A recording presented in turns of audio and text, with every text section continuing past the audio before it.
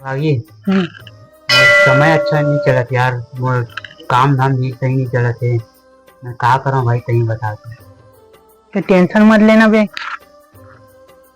माता रानी के मंदिर की घंटी बज गई, मतलब तो काम सिद्ध होई। मैं घर महाराज ला जाना था। कौन महाराज है? विजय महाराज हरे एक नंबर विचारधारा करते वो हाँ। तो काम ला सिद्ध कर दी। अब इसे पूजा पाठ करे बर आ रही से बगदई। तो मिल जाएगी तो वो देख जाते छे महाराज जी। ओए चल चल जाओ चल।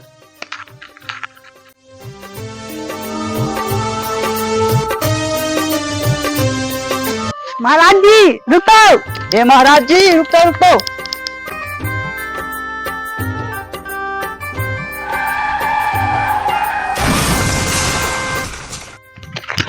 ये भी तो समाधान के चक्कर में महाराज ठोक आ गए।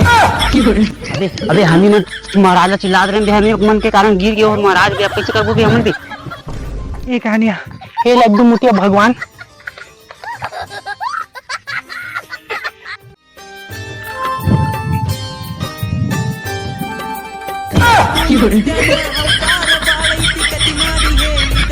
I owed him up.